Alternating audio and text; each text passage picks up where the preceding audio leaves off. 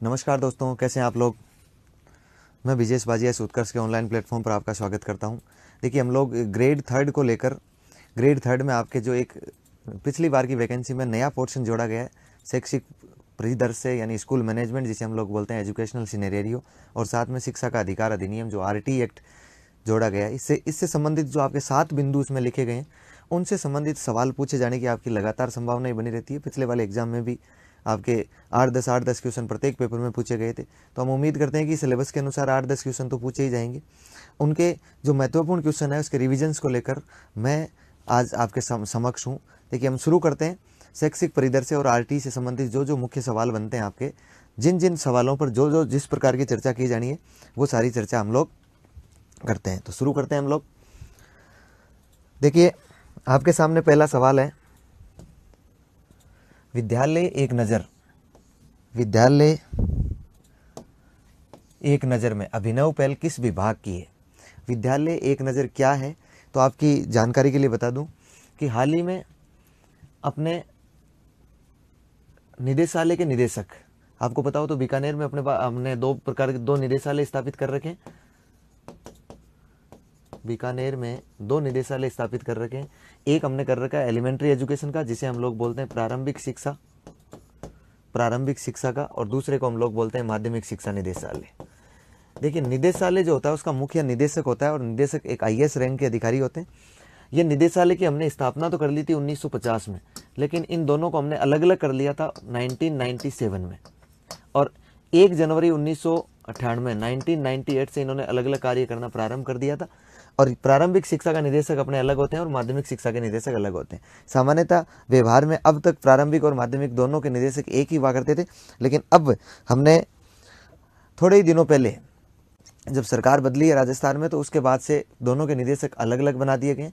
प्रारंभिक शिक्षा के निदेशक सीताराम जाट को बनाया गया है, और माध्यमिक शिक्षा के निदेशक है श्री आशीष मोदी।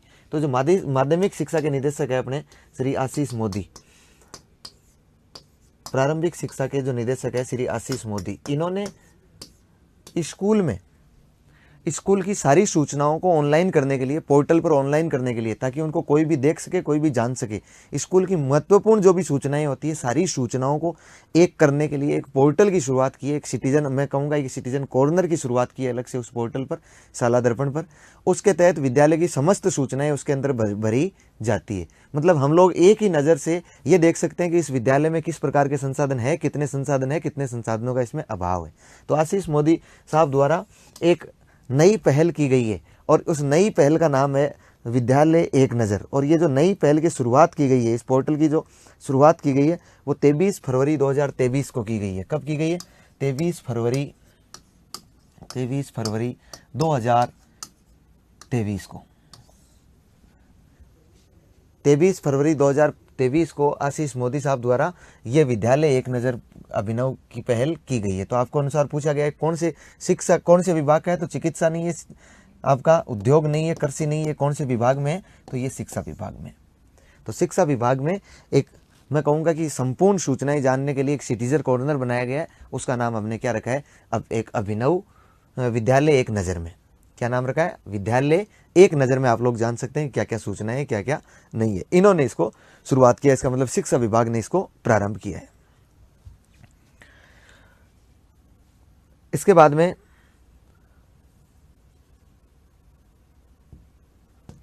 अगला जो सवाल है वो है, राजसिम्स ऐप का संबंध किससे है?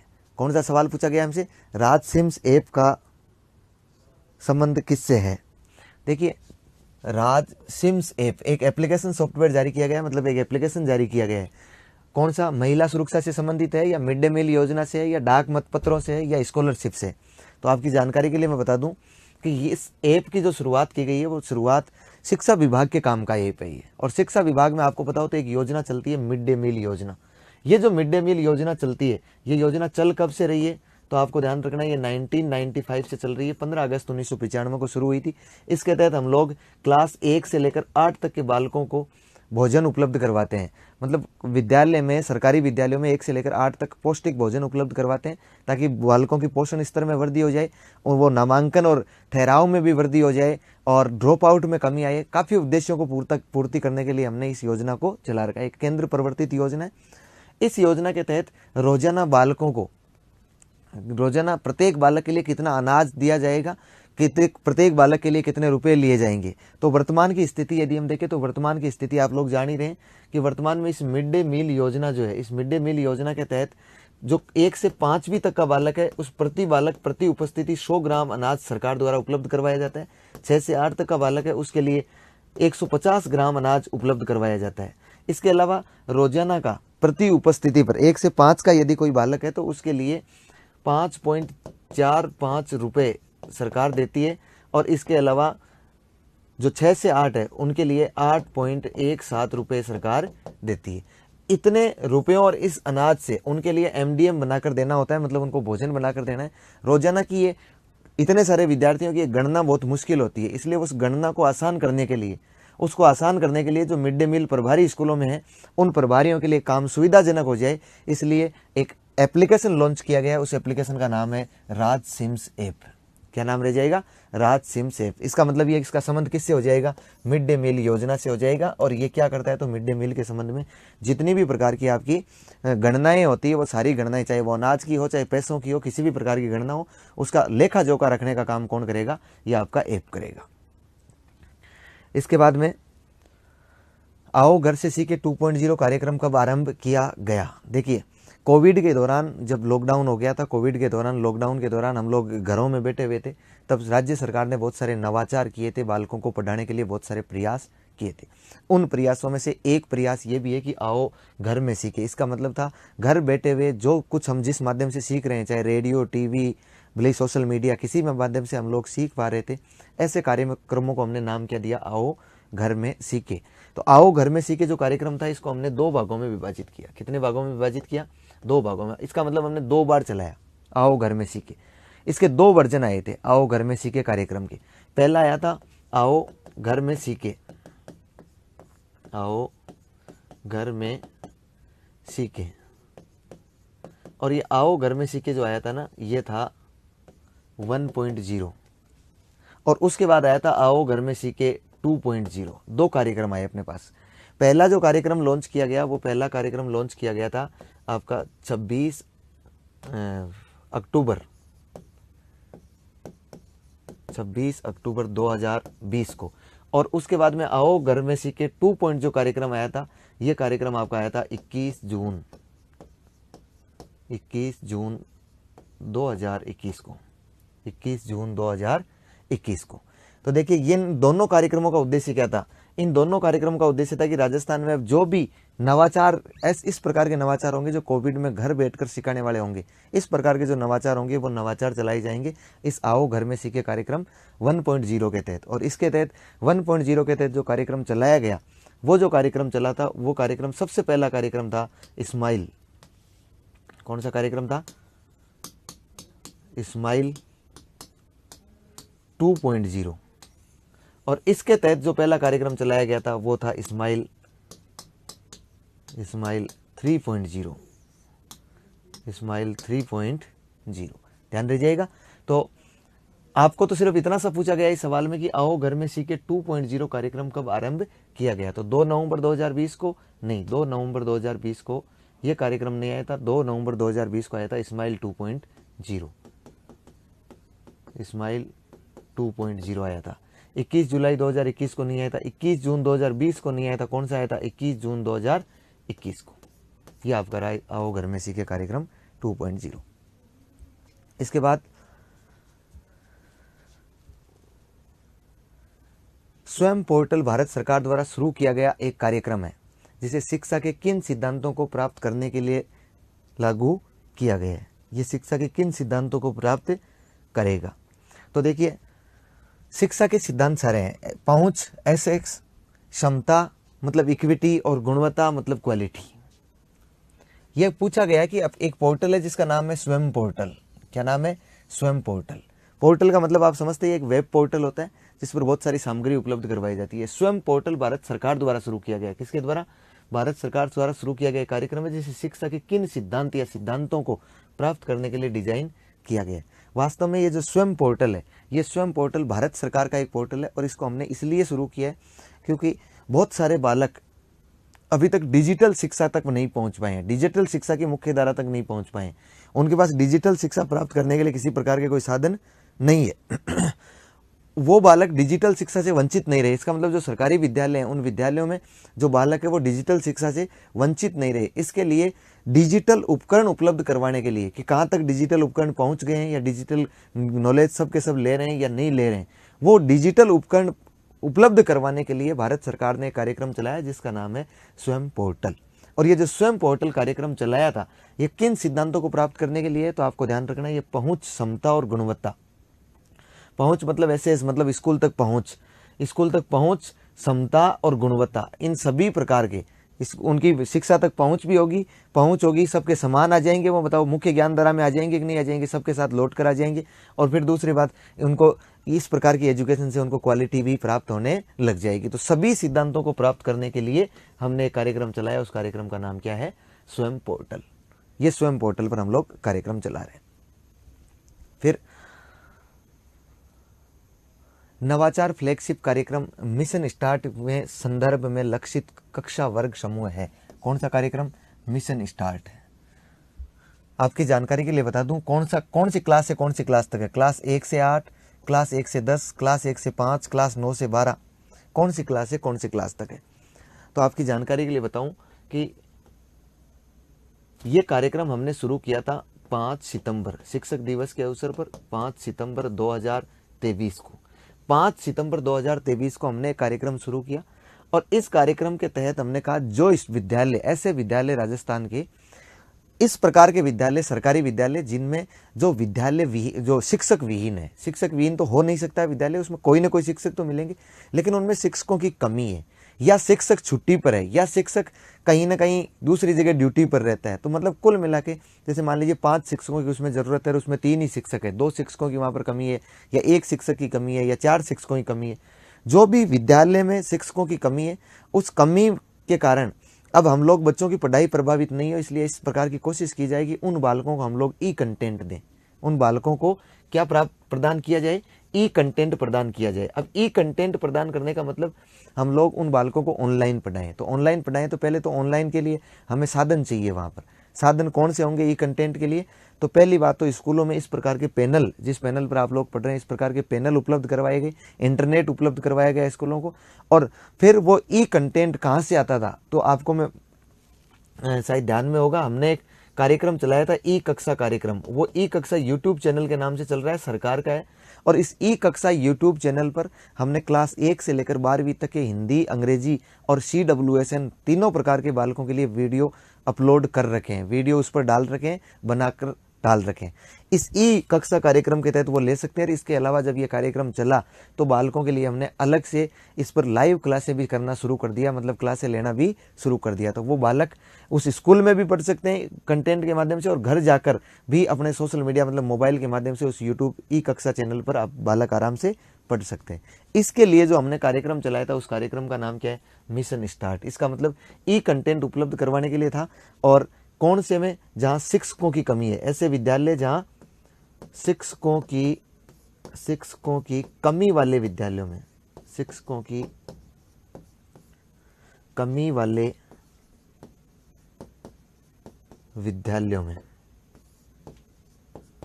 शिक्षकों की कमी वाले विद्यालयों में नवाचार फ्लैगशिप कार्यक्रम मिशन स्टार्ट के संदर्भ में लक्षित समूह। अब आप खुद सोचकर बताइए कितने क्लास के बालकों को हम लोग डिजिटल शिक्षा मतलब ऑनलाइन पढ़ा सकते हैं। तो छोटी कक्षा के बालक तो ऑनलाइन पढ़ नहीं सकते हैं, इसलिए सामान्यतः हमने ये कार्यक्रम जो चलाया, ये चलाया था क्लास 9 से लेकर 12 तक के लिए। क्लास 9 से लेकर 12 तक के लिए जो हमने कार्यक्रम चलाया था वो कार्यक्रम कौन सा है, आपका मिशन स्टार्ट कार्यक्रम है, ध्यान रखिएगा। स्वयं प्रभा टीवी कितने DTH चैनलों का समूह है।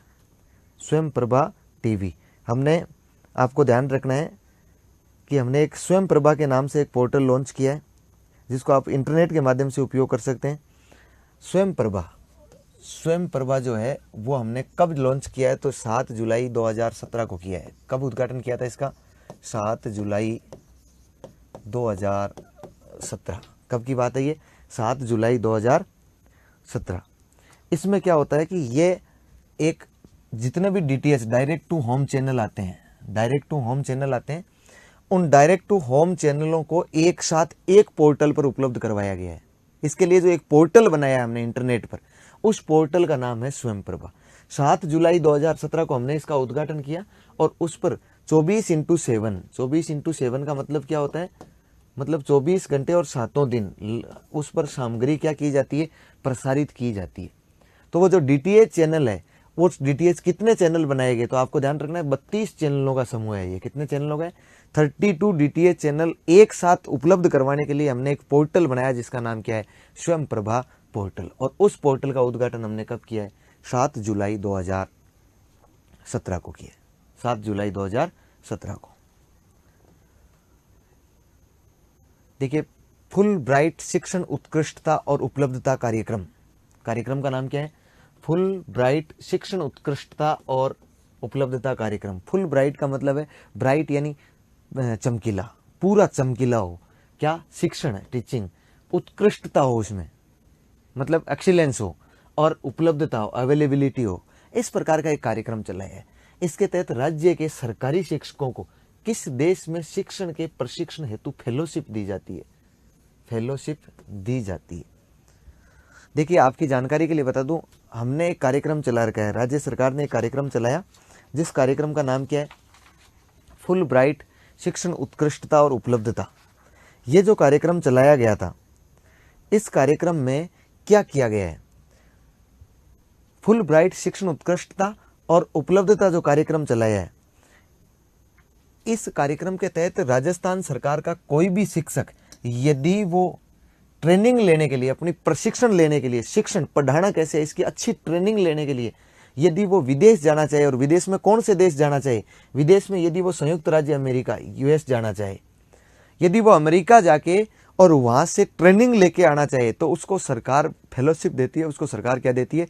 छात्रवृत्ति देती है, ताकि वो यहाँ आकर उन शिक्षण विधियों का प्रयोग कहाँ कर सके? भारतीय बच्चों पर कर सके, अपने वाले बच्चों पर कर सके। तो निश्चित सी बात है कि ये कार्यक्रम चलाया गया जिसके तहत सरकारी शिक्षक क्या करेंगे? सरकारी शिक्षक ही आवेदन करेंगे, और वो आवेदन करके सरकार उनका सिलेक्शन करेगी, और सिलेक्शन करके उनको कहाँ भेजेगी? उनको भेजेगी संयुक्त राज्य अमेरिका। और वहाँ पर जाने के लिए उनको क्या दी जा रही है?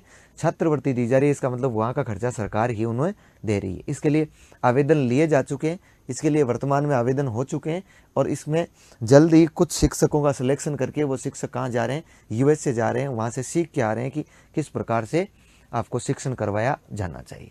तो इस प्रकार के कार्यक्रम का नाम क्या है? फुल ब्राइट शिक्षण उत्कृष्टता और उपलब्धता कार्यक्रम। किस बोर्ड ने 3 से 8 के बच्चों के लिए जादुई पिटारा नामक AI ऐप लॉन्च किया है? देखिए, पहले तो मैं एक बात बताता हूँ, क्लास किस बोर्ड ने, ये जो ऑप्शन दे रखा है, BSCR है, CBSE है, यूपी बोर्ड है या MP बोर्ड है, किसने किया है? एक बात मैं आपको बता दूं कि एक जादुई पिटारा एप्लीकेशन का नाम है, एक एप्लीकेशन सॉफ्टवेयर का नाम क्या है? जादुई पिटारा। ये जो जादुई पिटारा है ना, ये जादुई पिटारा एक एप्लीकेशन सॉफ्टवेयर का नाम है। और इस एप्लीकेशन सॉफ्टवेयर जो है ना, ये AI पर आधारित है। AI का मतलब होता है आर्टिफिशियल इंटेलिजेंस, मतलब कृत्रिम बुद्धिमत्ता। क्या मतलब होता है? कृत्रिम बुद्धिमत्ता। इसका मतलब होता है कृत्रिम बुद्धिमत्ता। आर्टिफिशियल इंटेलिजेंस जो है, इसका मतलब होता है कृत्रिम बुद्धिमत्ता। और कृत्रिम बुद्धिमत्ता वर्तमान में आपको बताओ तो AI का दौर चल रहा है। बहुत सारे कार्य आर्टिफिशियल इंटेलिजेंस के आधार पर किए जा रहे हैं। तो जो AI का दौर चल रहा है, इस दौर में हमने देखना है कि 3 से 8 क्लास के जो बच्चे हैं, उनके लिए एक इस प्रकार का ऐप लॉन्च किया है। और वो लॉन्च CBSE ने लॉन्च किया है। किसने किया है वो ऐप? CBSE ने, central board of secondary education ने लॉन्च किया है। और इसके तहत बालकों को शिक्षण करवाया जा रहा है। लेकिन वो जो शिक्षण करवाया जा रहा है ना उन बालकों को, उस शिक्षण की विशेषता ये है कि वो शिक्षण AI आर्टिफिशियल इंटेलिजेंस पर आधारित है। एक एप्लीकेशन सॉफ्टवेयर जादुई पिटारा, जिसमें मनोरंजन के तहत, मनोरंजन प्रकार की कार्य गतिविधियों के आधार से, या मैं कहूँ मनोरंजनात्मक गतिविधियों के आधार से उन बालकों को क्या किया जा रहा है? पढ़ाया जा रहा है, उन बालकों को सिखाया जा रहा है। तो उसमें कथा सखी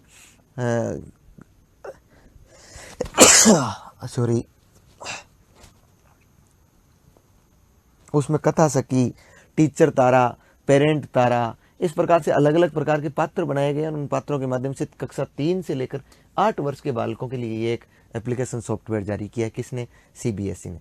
ये central board of secondary education, इसका पूरा नाम क्या होता है? देखिए बीएसईआर तो आप जानते हैं, बीएसईआर बोर्ड ऑफ सेकेंडरी एजुकेशन है राजस्थान, और इसको 1957 में स्थापित किया गया। इसको 1952 में स्थापित कर लिया गया सीबीएसई बोर्ड को। और ये कौन सा है? Central board of secondary education, secondary education, central board of secondary education. हो गया? ये ध्यान रखना है आपको। स्कूल में ई लर्निंग के लिए प्रोजेक्ट स्माइल का पूर्ण रूप। स्कूल में ई लर्निंग के लिए कौन सा प्रोजेक्ट है? Smile.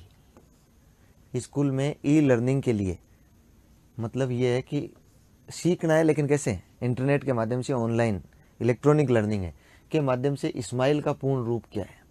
Social media interaction for learning enhancement नहीं है। Social media interface for learning engagement, social media interface for learning enhancement नहीं है। Social media interaction for interaction नहीं है, इनहांसमेंट नहीं है। तो कौन सा बन जाएगा अपना? Option B, social media interface for learning engagement. देखिए राजस्थान सरकार ने जब कोविड चल रहा था, जब लॉकडाउन हो गया था, तो पहला लॉकडाउन अपने मार्च लास्ट में हमने 21-22 मार्च के आसपास पहला लॉकडाउन शुरू हुआ। इसके बाद जैसे ही दूसरा लॉकडाउन शुरू हुआ तो फिर राजस्थान सरकार को ये लग गया कि ये लॉकडाउन कुछ लंबा चलने वाला है, इसलिए बच्चों की पढ़ाई बाधित नहीं हो, बच्चों को कम से कम अधिगम के लिए जोड़ा जा सके, उनको जोड़ कर रखा जा सके। इसलिए राजस्थान सरकार ने एक नवाचार किया था और राजस्थान सरकार ने सोशल मीडिया के माध्यम से पढ़ाया था। किसके माध्यम से? सोशल मीडिया के माध्यम से बालकों को सोशल मीडिया। और सोशल मीडिया में हमने किसका उपयोग किया? तो आपको ध्यान रखना है, सोशल मीडिया में हमने व्हाट्सएप ग्रुप का उपयोग किया था। किसका उपयोग किया था? व्हाट्सएप का उपयोग किया था। ये हमारा प्लेटफॉर्म था। बालकों के व्हाट्सएप ग्रुप बनाए गए और उन ग्रुप बनाकर उन ग्रुप पर बालकों को ई कंटेंट भेजा जाता था। ये जो ई कंटेंट तैयार करता था, ये तैयार करने का काम था RSCERT द्वारा। RSCERT, ये RSCERT क्या है? ये Rajasthan state council of educational research and training क्या है? Rajasthan state council of educational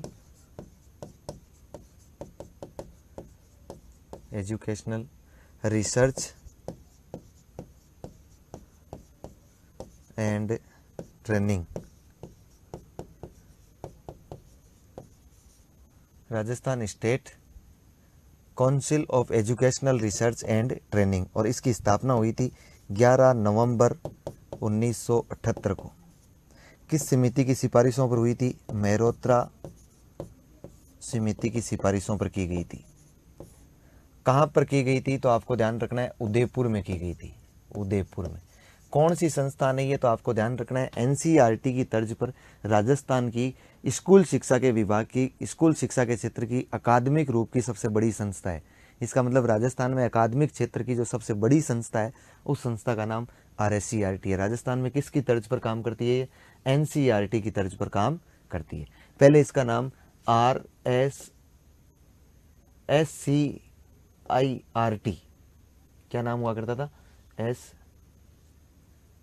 SCIRT हुआ करता था। राजस्थान उसमें नाम ही नहीं था।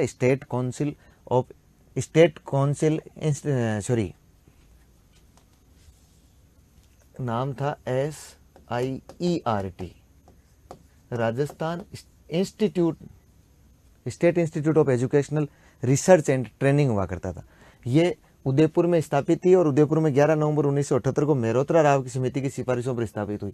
बाद में इसको हमने स्वायत्तता दे दी थी। इसको क्या दे दी थी? स्वायत्तता दी थी। ये स्वायत्तता जो इसको दी गई थी, मतलब इसको स्वायत्त शासी संस्थान बनाया गया था। ये बनाया गया था 14 अगस्त 2018 को। 14 अगस्त 2018 को इसे स्वायत्तता दे दी गई और इस दिन ये इंस्टीट्यूट से क्या बन गई थी, काउंसिल बन गई थी। और इसको, ये राजस्थान की सर्वोच्च अकादमिक संस्था है। इसका मतलब क्या काम करती है, तो स्कूल शिक्षा का पाठ्यक्रम, पाठ्यचर्या, मूल्यांकन आदि से संबंधित सबसे बड़ी संस्था यही है। पाठ्यक्रम बनाने का काम, पाठ्यचर्या बनाने का काम, मूल्यांकन की प्रविधियां तय करने का काम कौन करती है, ये SCERT करती है। इसी SCERT को जिम्मेदारी दी गई थी स्माइल की, क्योंकि लॉकडाउन के दौरान ये जो स्माइल कार्यक्रम था, ये स्माइल कार्यक्रम हमने शुरू किया था सोशल मीडिया के माध्यम से। और कब किया था, तो आपको ध्यान रखना है, ये हमने किया था 13 अप्रैल। कब किया था, 13 अप्रैल 2020 को। बालकों को व्हाट्सएप ग्रुप के माध्यम से वीडियो रिकॉर्ड करके उनकी लिंक भेजी जाती थी और वो भेजने का काम करता था RSCERT। तो ये स्माइल कार्यक्रम हमने लॉन्च कर दिया है। नो बैग डे नवाचार का संबंध किस कक्षा वर्ग से है। नो बैग डे कार्यक्रम चल रहा है, कौन सा, नो बैग डे, नवाचार का संबंध किस कक्षा वर्ग से है। देखिए, नो बैग डे क्या है, पहली बात बता देता हूँ। ये वास्तव में जो नो बैग डे नवाचार कार्यक्रम है, ये नवाचार राज्य सरकार का कार्यक्रम है। कौन सी सरकार का है, राज्य सरकार का कार्यक्रम है। राजस्थान सरकार ने, इसका उद्देश्य है कि जो शिक्षा मनोविज्ञान आधारित गतिविधियों पर शिक्षण करवाना, इसका उद्देश्य क्या हो जाएगा, शिक्षा मनोविज्ञान आधारित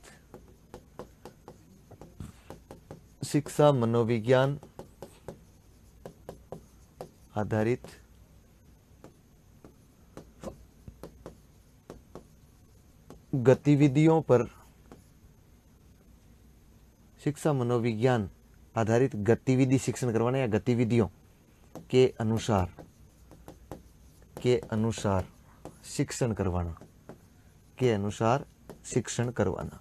और इसके लिए राजस्थान सरकार ने घोषणा की थी 20 फरवरी 2020 को, ये बजट घोषणा थी 20 फरवरी 2020 को। तो इसके लिए क्या की गई, घोषणा की गई, लेकिन बाद में कोविड आ गया था, इसलिए इसको धरातल पर नहीं उतारा जा सका।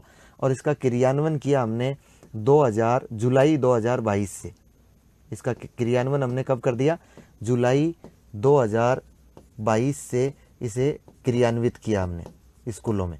और इसके तहत क्या किया जाता था, इसके तहत क्लास 1 से लेकर 12 तक कोई भी बालक प्रत्येक शनिवार को, क्लास 1 से लेकर 12 तक कोई भी बालक प्रत्येक शनिवार को बिना बैग के स्कूल में आएगा, बिना बैग। इसका मतलब हम लोग प्रत्येक शनिवार को नो बैग डे के तहत क्या करेंगे, प्रत्येक शनिवार को हम लोग बस्ता मुक्त दिवस मनाएंगे। प्रत्येक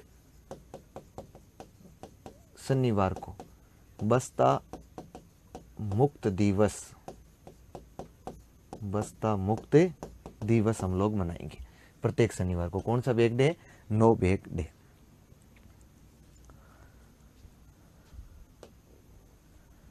राजस्थान में स्माइल कार्यक्रम किस प्रकार के विद्यालयों के लिए तैयार किया गया था। ध्यान रखना है आपको कि कोविड लॉकडाउन के दौरान बालकों को सोशल मीडिया के माध्यम से, social media interface for learning engagement के नाम से राजस्थान सरकार ने एक सोशल मीडिया के माध्यम से बालकों को पढ़ाने के लिए ई कंटेंट भेजने के लिए कार्यक्रम चलाया था 13 अप्रैल 2020 को। क्या भेजने के लिए चलाया था, ई कंटेंट भेजा जाता था। किसके माध्यम से भेजा जाता था, तो आपको ध्यान रखना है सोशल मीडिया। और सोशल मीडिया में किसका उपयोग किया गया था, व्हाट्सएप का उपयोग किया गया था। व्हाट्सएप ग्रुप बनाए गए बालकों के, और ये भेजने का काम कौन करता था, रिकॉर्ड कौन करता था, तो RSCERT रिकॉर्ड करता था। और रिकॉर्ड करके निदेशालय को भेज दिया करता था। निदेशालय से धीरे धीरे पहुंचता कहाँ आ जाता था, स्कूलों में। इसके लिए एक स्लोगन रखा गया था कि रोज सवेरे 9 बजे हर घर स्कूल की घंटी बजे। तो आपको ध्यान रखना है, इस प्रकार का ये जो कार्यक्रम चला था, ये कार्यक्रम केवल किसके लिए था, केवल सरकारी विद्यालयों के लिए था। ये निजी विद्यालयों के लिए नहीं था, अनुदानित विद्यालयों के लिए, आवासीय नहीं था। किसके लिए था, गवर्नमेंट स्कूल्स के लिए इस प्रकार का कार्यक्रम चलाया गया था।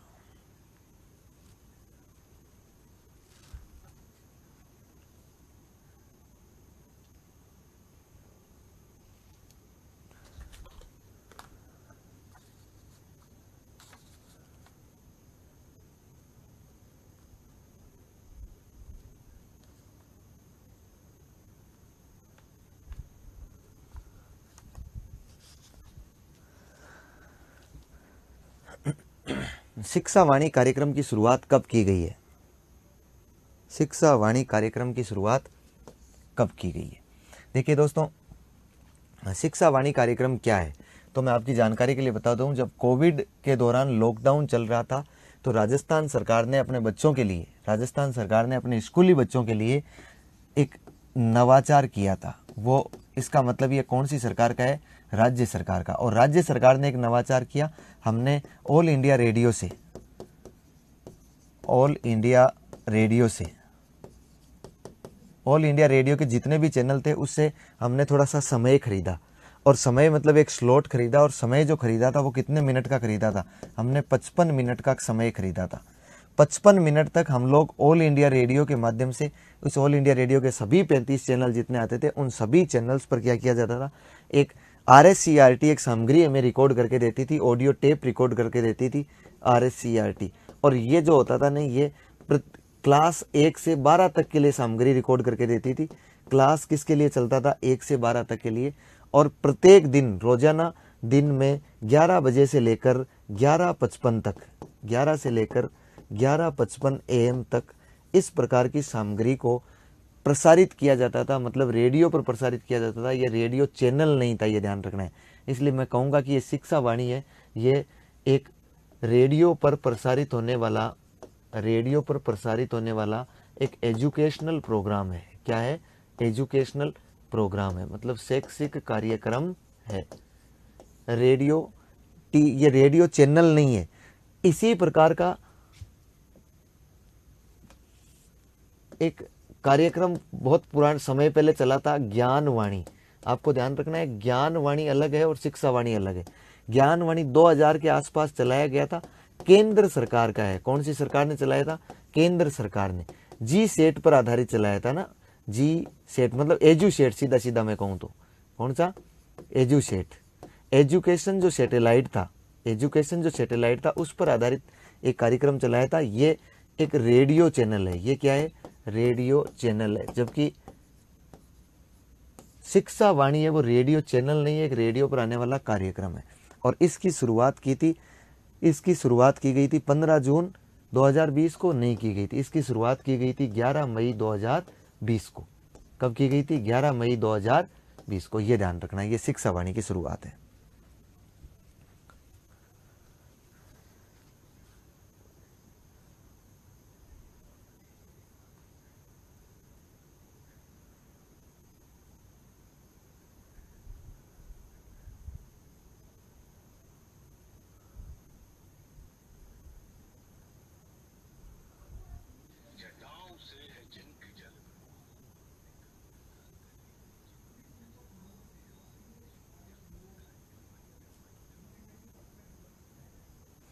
तो देखिए, आगे बढ़िए आप लोग।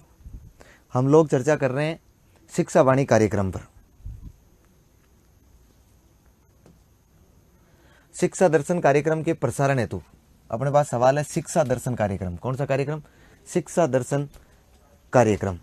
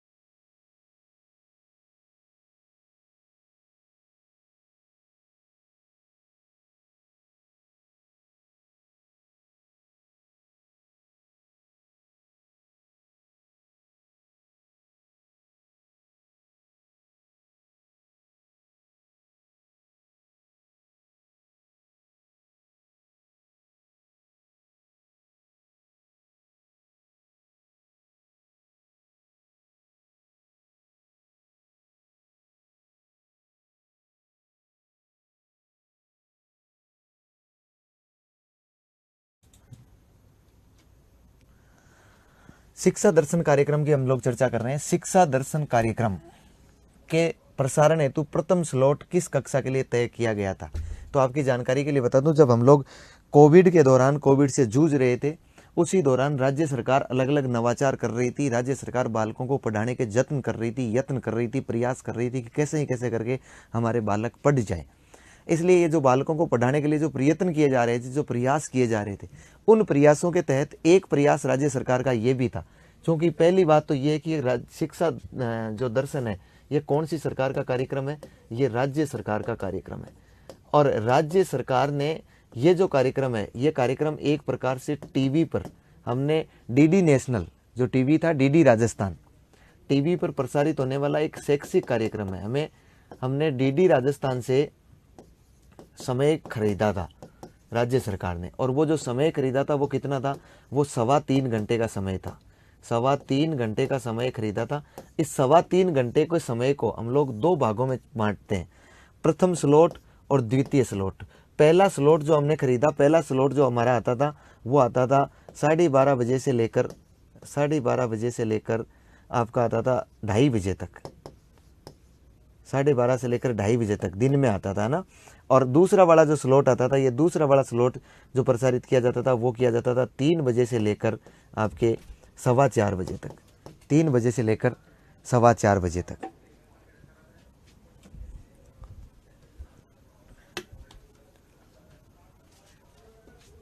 तीन बजे से लेकर 4:15 बजे तक ये कार्यक्रम आता था। और ये जो कार्यक्रम आता था, ये भी शाम को ही आता था, मतलब पीएम, बीच में आधे घंटे का ब्रेक रहता था। और ये कार्यक्रम पहला आता था 9 से 12 के लिए, और ये प्रसारित होता था 1 से 8 क्लास के लिए। और ये जो कार्यक्रम हमने शुरू किया था, ये कार्यक्रम शिक्षा दर्शन कार्यक्रम हमने शुरू किया था 1 जून 2020 को। ध्यान रखना है, ये शिक्षा दर्शन है, ज्ञान दर्शन नहीं है। ज्ञान दर्शन केंद्र सरकार द्वारा प्रारंभ किया गया एक टीवी चैनल है। ज्ञान दर्शन कौन से का है? केंद्र सरकार द्वारा प्रारंभ किया गया एक क्या है? टीवी चैनल है। बाद में बहुत सारे टीवी चैनल हो गए थे, ये ज्ञान दर्शन 1, 2, 3, तो ये टीवी चैनल है। और शिक्षा दर्शन राज्य सरकार द्वारा कोविड में चलाया गया था, अब वापस इसे बंद कर दिया गया। ये कार्यक्रम नहीं आता, इसमें RSCRT कार्यक्रम रिकॉर्ड करके और भेजती थी। तो शिक्षा दर्शन कार्यक्रम के प्रसारण हेतु प्रथम स्लॉट किस कक्षा के लिए तय किया गया था? देख लो, प्रथम स्लॉट कौन सी क्लास के लिए हो जाएगा? 9 से लेकर 12 तक के लिए हो जाएगा, 9 से लेकर 12 तक। शिक्षा दर्शन कार्यक्रम का संचालन निम्नलिखित में से किसके माध्यम से किया जाता था? शिक्षा दर्शन कार्यक्रम की ही चर्चा करनी है। शिक्षा दर्शन कार्यक्रम राजस्थान सरकार द्वारा प्रारंभ किया गया राज्य सरकार का एक टीवी पर आधारित एजुकेशनल प्रोग्राम है। टीवी पर आधारित एक एजुकेशनल प्रोग्राम है। और ये कार्यक्रम हमने शुरू कर दिया था 1 जून 2020 को। इसका उद्देश्य था कोविड के दौरान बालकों को टीवी पर पढ़ाना। और इसके लिए हमने 3.25 घंटे का समय, 3.25 घंटे तक कार्यक्रम रिकॉर्ड करती थी RSCRT। और रिकॉर्ड करके वो जो कार्यक्रम RSCRT जो उदयपुर वाली संस्था है, ये रिकॉर्ड करके ये कार्यक्रम भेज देती थी डीडी राजस्थान को। किसको भेजती थी? डीडी राजस्थान। और डीडी राजस्थान पर इस कार्यक्रम का सीधा प्रसारण किया जाता था कि बालक घर बैठ के आराम से इसे देख सके। तो न्यूज नेशन राजस्थान, जी न्यूज राजस्थान या फर्स्ट इंडिया राजस्थान नहीं, ये कौन सा है? डीडी राजस्थान पर भेजती थी। ये शिक्षा दर्शन कार्यक्रम था, ताकि कोविड में बालकों को नुकसान नहीं हो और बच्चे पढ़ ले।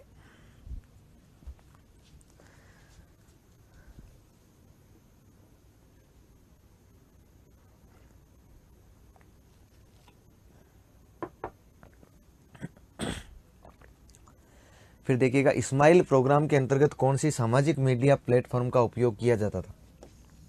स्माइल कार्यक्रम के बारे में आप लोग अच्छी तरह से परिचित है कि smile social media interface for learning engagement होता है। कब शुरू किया गया? तो स्माइल जो कार्यक्रम शुरू किया गया था, वो किया गया था 13 अप्रैल 2020 को शुरू किया गया था। कब किया गया था? 13 अप्रैल 2020 को किया गया था। और ये जो किया गया था, ये सोशल मीडिया के माध्यम से किया गया। और सोशल मीडिया के रूप में, मतलब सामाजिक मीडिया, मतलब मैं कहूँगा सोशल मीडिया के माध्यम से किसका उपयोग किया जाता था? फेसबुक, इंस्टाग्राम, ट्विटर या व्हाट्सएप। तो आपको ध्यान रखना है, इसके तहत व्हाट्सएप ग्रुप बनाए गए थे और ये जो व्हाट्सएप ग्रुप बने हुए थे इन पर ई कंटेंट भेजा जाता था। क्या भेजा जाता था? ई कंटेंट भेजा जाता था। और वो ई कंटेंट कौन तैयार करती थी? RSCERT तैयार करती थी।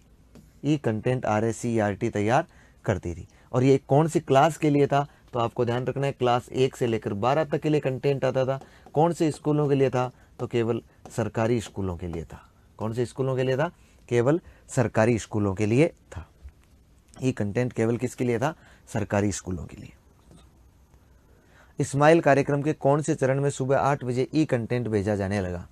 देखिए, इस्माइल कार्यक्रम हम लोग समझ पा रहे हैं कि कोविड के दौरान सोशल मीडिया के माध्यम से हमने 13 अप्रैल 2020 को एक कार्यक्रम लॉन्च कर लिया था। 13 अप्रैल 2020 को जो सोशल मीडिया के माध्यम से क्या करेगा? ई कंटेंट हमारे पास भेजेगा। वो ई कंटेंट तैयार करती थी RSCERT की टीम और वो बना के भेज देती थी निदेशालय। निदेशालय से व्हाट्सएप ग्रुप के माध्यम से नीचे तक पहुंचाता था। और इसका जो हमारा स्लोगन रखा गया था, इसका जो ध्येय वाक्य रखा गया था, वो स्लोगन था रोज सवेरे 9 बजे, रोज सवेरे 9 बजे हर घर,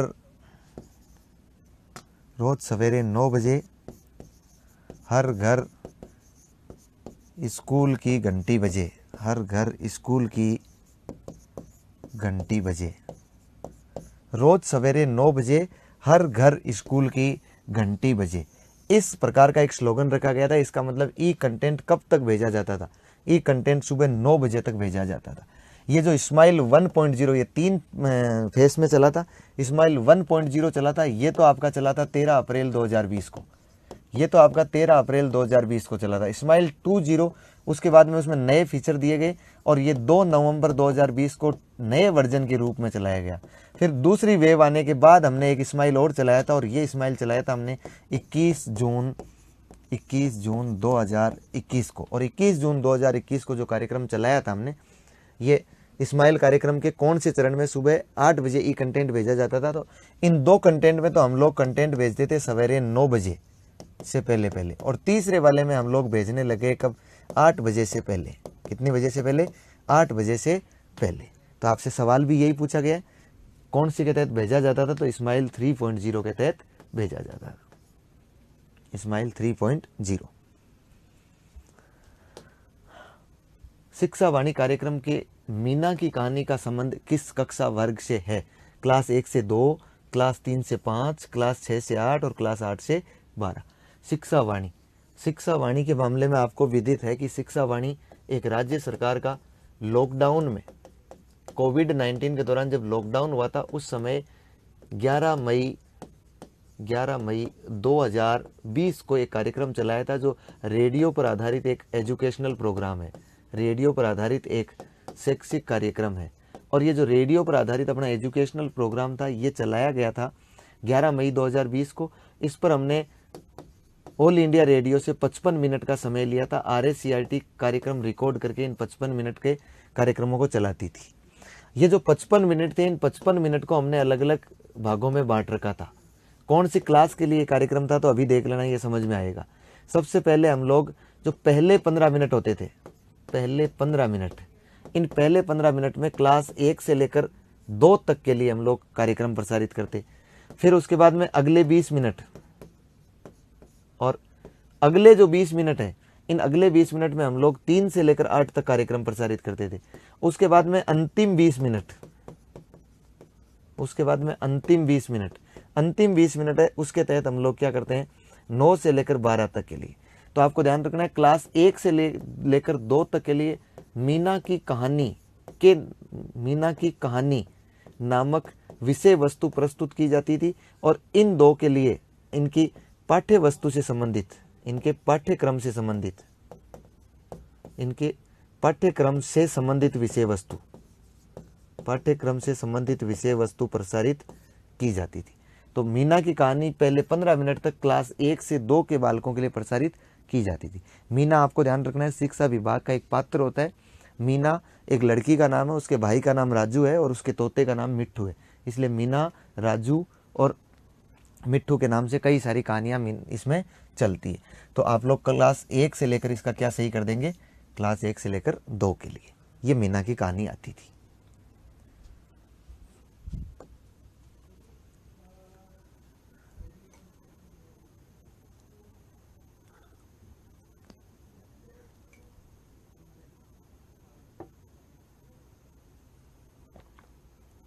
फिर देखिएगा,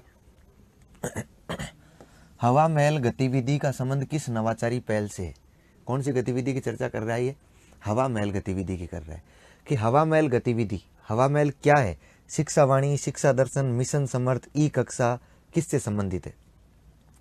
तो आपकी जानकारी के लिए बताऊं कि हवा महल जो था, ये हवा महल RSCERT ने, RSCERT की एक पहल थी।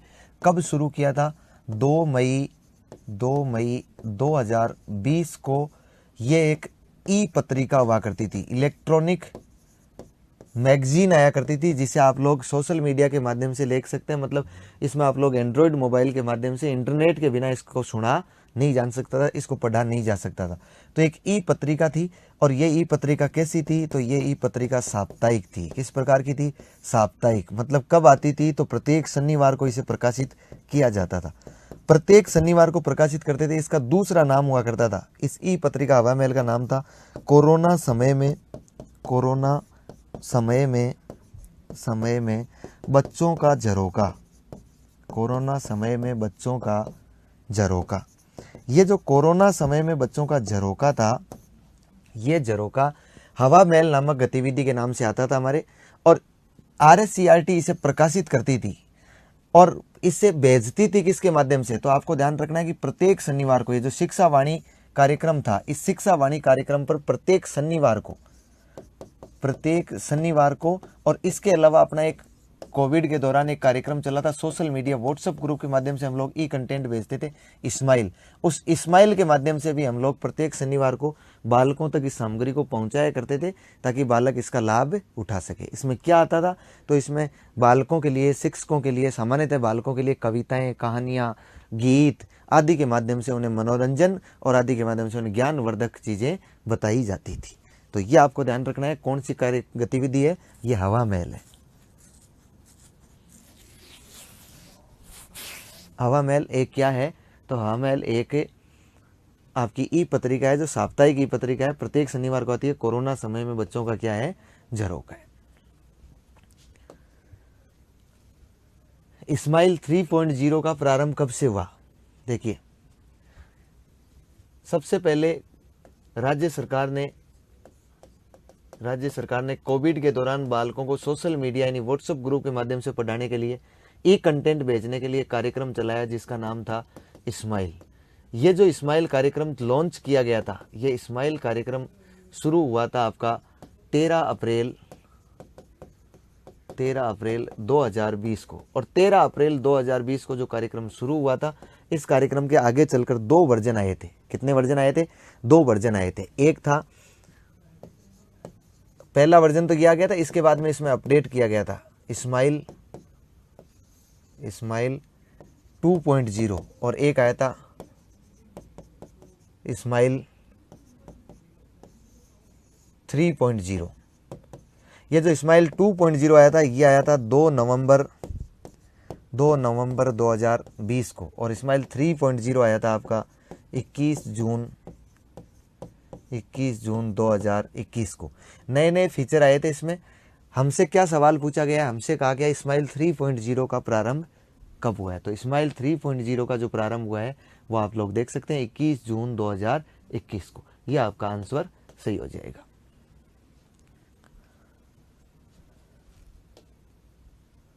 शिक्षा दर्शन कार्यक्रम का कुल प्रसारण समय कितना था। देखिए शिक्षा दर्शन कार्यक्रम था, ये आपको ध्यान रखना है। शिक्षा दर्शन जो कार्यक्रम था, ये शिक्षा दर्शन राज्य सरकार का कार्यक्रम किसके दौरान चलाया गया, कोविड के दौरान चलाया गया। लॉकडाउन के दौरान बालकों को टीवी के माध्यम से शिक्षा देने के लिए कार्यक्रम, ई कंटेंट पहुंचाने के लिए एक शैक्षिक कार्यक्रम है, टीवी चैनल नहीं है। और इसके लिए हमने कितना समय लिया था, इसके लिए राज्य सरकार ने डीडी राजस्थान पर ये प्रसारित होता था। किस पर प्रसारित होता था? डीडी राजस्थान पर ये प्रसारित होता था। इसको कंटेंट बनाने का काम करती थी RSCRT, वीडियो वगैरह बनाने का काम कौन करती थी? RSCRT। कौन सी क्लास के लिए था? तो ये 1 से 12 के लिए था। कितना समय हमने लिया था? उसके लिए 3.25 घंटे का समय लिया था। इस 3.25 घंटे के समय को हमने 2 स्लॉट में लिया था। कितने स्लॉट में लिया था? इस 3.25 घंटे को हमने 2 स्लॉट में लिया था। पहला जो स्लॉट था, उस पहले स्लॉट में हम लोग क्या करते थे? तो आपको ध्यान रखना है, पहले स्लॉट में हम लोग 12:30 बजे से लेकर 1:30 बजे तक, 12:30 से लेकर 1:30 बजे तक हम लोग क्लास 9 से 10 के लिए कंटेंट प्रसारित करते थे।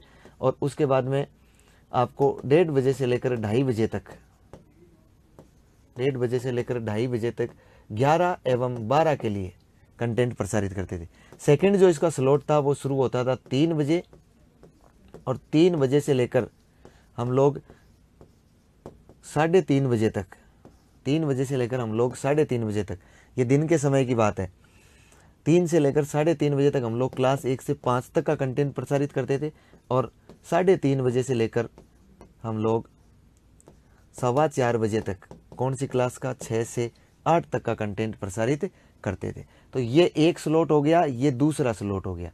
यदि एक साथ पूछे कि एक स्लॉट किसके लिए है, तो 9 से 12 के लिए, और दूसरा वाला स्लॉट किसके लिए है? तो 1 से 8 के लिए। ये कंटेंट हम प्रसारित करते थे रोजाना, सोमवार से लेकर शनिवार तक हम लोग प्रसारित किया करते थे। यह रविवार को नहीं आता था। अब वर्तमान में ये कार्यक्रमों को क्या कर दिया गया? कोविड वाले कार्यक्रमों को बंद कर दिया गया। शिक्षा दर्शन कार्यक्रम के तहत प्रत्येक शनिवार को कौन सी सामग्री? शिक्षा दर्शन कार्यक्रम के तहत प्रत्येक शनिवार की सामग्री किस पर आधारित होती थी? तो आपको इतनी जानकारी तो है ही कि हमने 1 जून 2020 को टीवी पर आधारित हमने एक शैक्षिक कार्यक्रम चला दिया है राजस्थान सरकार ने, और इस पर हम लोग रोजाना 3.25 घंटे RSCRT से निर्मित किए हुए वीडियो डीडी राजस्थान को दे दिए जाते हैं, और वो इन्हें प्रसारित करता है। डीडी राजस्थान पर ये जो प्रसारित किया जाता था, ये 2 स्लॉट में प्रसारित किया जाता था। पहले स्लॉट में 2 घंटे तक 9 से लेकर 12 तक के लिए, और उसके बाद में 1.25 घंटे तक 1 से लेकर 8 तक के लिए कार्यक्रम आते थे। ये जो कार्यक्रम प्रसारित किए जाते थे, ये सोमवार से लेकर शुक्रवार तक तो इनकी अपनी अपनी विषय वस्तु पर आधारित आते थे। विषय वस्तु पर आधारित कार्यक्रम प्रसारित किए जाते थे। लेकिन प्रत्येक शनिवार की बात करें तो रविवार को इसमें छुट्टी रहती थी, और प्रत्येक शनिवार को हम लोग क्या करते थे? प्रत्येक शनिवार को इनके लिए हम लोग शिल्प कला, मनोरंजन, जीवन निर्माण, जीवन कौशल, कैरियर निर्माण आदि से संबंधित कार्यक्रम प्रसारित करते थे। ध्यान रखना है, इस दिन हम लोग हवा महल हम लोग भेजते हैं शनिवार को, लेकिन वो शिक्षा वाणी के माध्यम से भेज रहे हैं। मीना की कहानी भी इस पर नहीं है, वो भी शिक्षा वाणी की बात है, और मोटिवेशनल कार्यक्रम नहीं है। कौन से कार्यक्रम है? शिल्प कला आदि पर आधारित कार्यक्रम हम लोग प्रसारित कर रहे हैं। प्यारे बच्चों, कान लगाओ, पढ़ते जाओ, बढ़ते जाओ का उपयोग संबंध किससे है? तो आपको ध्यान रखना है, शिक्षा दर्शन था। इस शिक्षा दर्शन का संबंध था बच्चों देखो, या फिर मैं कह सकता हूं देखो बच्चों ज्ञान बढ़ाओ, देखो बच्चों ज्ञान बढ़ाओ, ज्ञान बढ़ाओ, पढ़ते जाओ, पढ़ते जाओ, बढ़ते जाओ, पढ़ते जाओ, बढ़ते जाओ। ये जो कार्यक्रम, ये शिक्षा दर्शन कार्यक्रम है। फिर कार्यक्रम शिक्षा वाणी। इस शिक्षा वाणी का जो स्लोगन था वो था, प्यारे बच्चों कान लगाओ, पढ़ते जाओ, बढ़ते जाओ। रेडियो के कान लगाया जा सकता है, टीवी को देखा जा सकता है। इस्माइल का जो ध्येय वाक्य था, इस्माइल का था, रोज सवेरे 9 बजे, रोज सवेरे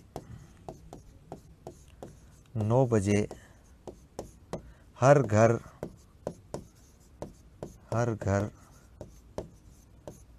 स्कूल की घंटी बजे, हर घर स्कूल की घंटी बजे। ई कक्षा जो था, ई कक्षा एक कार्यक्रम था, ई कक्षा एक अलग कार्यक्रम था। इसको मैं कहूँगा कि ये 15 अक्टूबर 2020 को हमने शुरू किया इसे, और ये एक प्रकार का यूट्यूब चैनल भी है। एक क्या है? यूट्यूब चैनल है। और सरकार इस पर 1 से लेकर 12 तक के पूरे कंटेंट डालती है। एक हिंदी मीडियम के, इंग्लिश मीडियम के और CWSN के, चाइल्ड विथ स्पेशल नीड के भी पूरे कंटेंट इस पर डाले जाते थे। तो हमसे पूछा है कि प्यारे बच्चों कान लगाओ, पढ़ते जाओ बढ़ते जाओ, उपयुक्त वाक्य का संबंध किससे है? तो किससे है? वो शिक्षा वाणी से है। कान किसके लगाया जा सकता है? रेडियो के लगाया जा सकता है।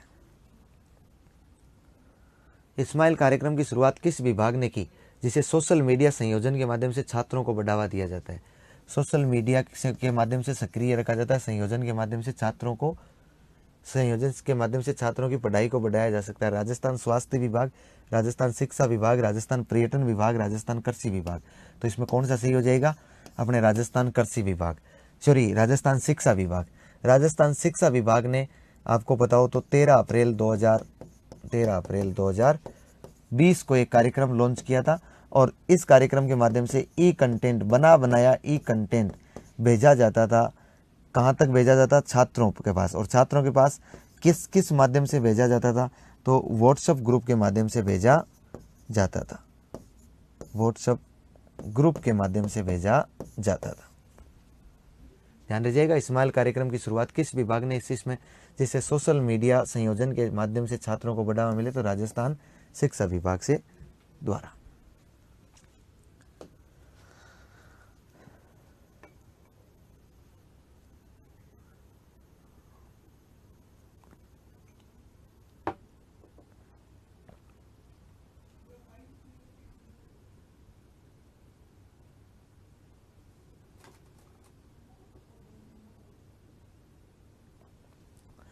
देखिए हम लोग कहाँ बढ़ रहे हैं?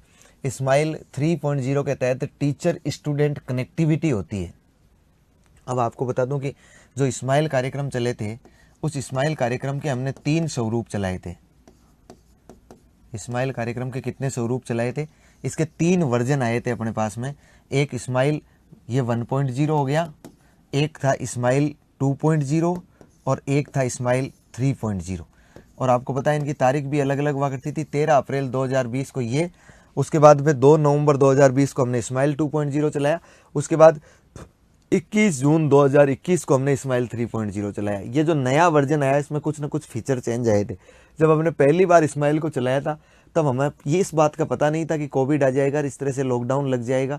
इसलिए हमारे पास व्हाट्सएप ग्रुप इतने सब, प्रत्येक अभिभावक के नंबर हमारे पास थे नहीं, थे भी तो भी वो स्कूल में रहे होंगे। वो प्रत्येक अभिभावक के पास जो नंबर नहीं थे, वो हमने जो व्हाट्सएप ग्रुप बनाए थे वो जिस प्रकार से जिस टीचर के पास जितने थे, वो कक्षा वाइज और विषय वाइज कोई आवश्यकता नहीं थी, वो जैसे थे वैसे व्हाट्सएप ग्रुप बना दिए गए।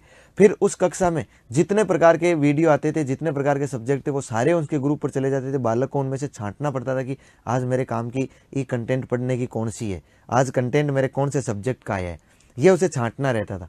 इसलिए हमने जब नया फीचर आ गया 2.0 तो इसमें हमने नई बातें की। इसमें नई बातें ये की कि इसमें हमने जो व्हाट्सएप ग्रुप थे वो कक्षा वाइज बनाए थे। 2.0 में हमने कक्षा वाइज ग्रुप बना लिए। किस प्रकार से बना लिए? कक्षा वाइज ग्रुप। इसके अलावा हमने यहाँ से बालकों को होमवर्क की सुविधा भी उपलब्ध करवाई। अब हम बालकों को क्या दे रहे हैं? होमवर्क भी दे रहे हैं। ध्यान रखिएगा। इसके अलावा जो 3.0 आया था इसमें हमने बाकी फीचर तो इसमें लागू ही थे सब।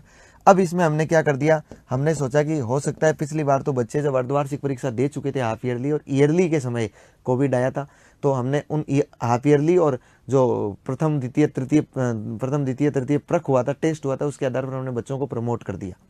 लेकिन यदि अगला सेशन भी 0 सेशन रह गया तो हमारे सामने एक बहुत बड़ी समस्या खड़ी हो जाएगी कि हम बालकों को प्रमोट किस आधार पर करेंगे। इसलिए हमने प्रत्येक शनिवार को क्विज शुरू की थी। उसे हम लोग नाम देते हैं शनिवारीय क्विज। शनिवारीय क्विज में जो सवाल आते थे वो सवाल बालकों से हल करवाकर स्कूल में सुरक्षित रखे जाते थे। और शनिवारीय क्विज के अलावा इसमें हमने ये भी किया था कि इसमें हम बालकों को प्रत्येक 15 दिन से जो भी काम कर रहे हैं उस काम को हम लोग शाला दर्पण पर अपडेट करें। प्रत्येक 15 दिन के काम को हम लोग किस पर अपडेट करें? शाला दर्पण एक पोर्टल होता है जिसमें स्कूल की सारी सूचनाएं भरी जाती है। ये होमवर्क के साथ में हमने इसमें टीचर कॉलिंग भी शुरू कर लिया था। क्या शुरू कर लिया था? टीचर कॉलिंग भी शुरू कर लिया था। इसका मतलब बालकों को एक शिक्षक फोन करता था और फोन करके फोन के माध्यम से 2 बातें करता था। एक तो वो जैसे टीचर कॉल करेगा तो कॉल करते ही उसको अमिताभ बच्चन कुछ रामायण सी सुनाएगा उसे, जब वो रामायण पूरी सुन लेता था, जैसे ही वो स्टूडेंट कॉल अटेंड करता था, वो टीचर वापस उस रामायण को किसे सुनाता था, उस स्टूडेंट को। इसका मतलब पहला उद्देश्य तो ये था कि उन बच्चों को इस कोविड के प्रति जागरूक करना, महामारी से कैसे बचा जा सके इसके लिए जागरूक करना। और दूसरा हमारा जो उद्देश्य था वो ये था कि उन्हें शिक्षा का महत्व बताना, ताकि वो बालक शिक्षा से जुड़ सके, शिक्षा को बंद नहीं करे, शिक्षा लेते रहे। किसके माध्यम से? हम सोशल मीडिया के माध्यम से उनके पास भेज रहे हैं, टीवी के माध्यम से पढ़ा रहे हैं, रेडियो के माध्यम से हम लोग पढ़ा रहे हैं। तो ये जो टीचर कॉलिंग चला था, ये टीचर कॉलिंग एक प्रकार से कनेक्टिविटी थी, स्टूडेंट टीचर, जो टीचर स्टूडेंट कनेक्टिविटी थी, ये कैसी थी? तो आपको ध्यान रखना, ये साप्ताहिक थी, रोजाना नहीं थी। सप्ताह में एक टीचर से प्रत्येक स्टूडेंट से एक बार, सप्ताह में एक बार बात कर लेनी आवश्यक थी। और टीचर को यह था कि दिन में कम से कम 3 विद्यार्थियों से वो बात करे, कम से कम 3 विद्यार्थियों से। ये तो 3.0 में किया था, पहले तो ये बहुत ज़्यादा किया जाता था, और उसका रिकॉर्ड रखे पूरा बाकायदा कि हमने बालकों से बातचीत किए, वो कोविड में डिप्रेशन में नहीं चले जाए, तनाव में नहीं चले जाए, और बचाव के लिए उपाय करते रहें, और साथ में पढ़ाई भी करते रहें। तो ये जो थी ना, ये कैसी थी आपकी कनेक्टिविटी? ये साप्ताहिक थी।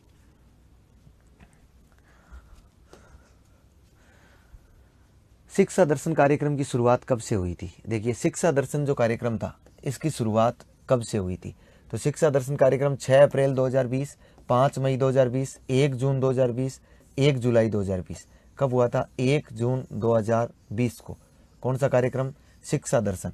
कौन सी सरकार का? राज्य सरकार का। किसके माध्यम से? टीवी के माध्यम से। क्या है? एक कार्यक्रम है, ध्यान रखना, एजुकेशनल प्रोग्राम है। क्या नहीं है? तो टीवी चैनल नहीं है, टीवी चैनल नहीं। किस पर आता था? तो इसको डीडी राजस्थान पर प्रसारित किया जाता था। डीडी राजस्थान के टीवी चैनलों पर प्रसारित किया जाता था। कितने समय? तो रोजाना 3.25 घंटे सोमवार से लेकर शनिवार तक प्रसारित किया जाता था। प्रत्येक शनिवार को इस पर शिल्प कला से संबंधित सामग्री प्रसारित होती थी। बाकी दिनों में विषय वस्तु से संबंधित सामग्री प्रसारित होती थी। कौन सी क्लास के लिए था? तो क्लास 1 से लेकर 12 तक के लिए था। दीक्षा कार्यक्रम की शुरुआत कब से हुई? 2 दिसंबर 2016 से, 5 सितंबर 2017 से, 8 अगस्त 2018 से, और 20 नवंबर 2019 से। देखिए, आपकी जानकारी के लिए मुझे बताना जरूरी होगा कि ये दीक्षा क्या होता है। इस दीक्षा का पूरा नाम होता है डिजिटल इंफ्रास्ट्रक्चर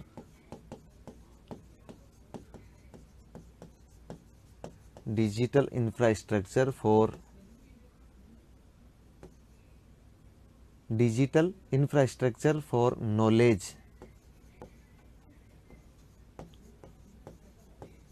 नॉलेज शेयरिंग।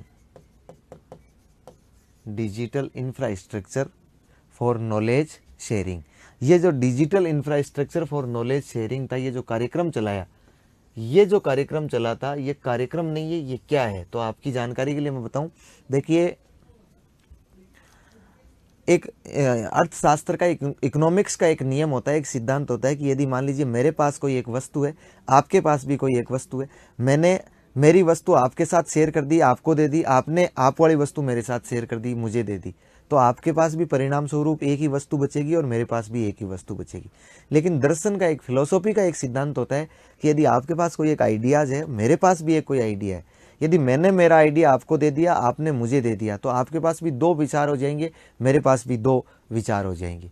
इसका मतलब यह है कि ज्ञान को शेयर करने से बढ़ता है। सभी शिक्षक आपस में एक दूसरे के साथ ज्ञान को शेयर कर सके, सभी छात्र एक दूसरे के साथ, एक दूसरे मतलब शिक्षक से उस ज्ञान को ले सके, उसके साथ में कनेक्ट हो सके, सभी शिक्षक एक दूसरे को ज्ञान के साथ में शेयर कर सके, और सभी शिक्षक अपने ज्ञान की क्षमता में संवर्धन कर सके।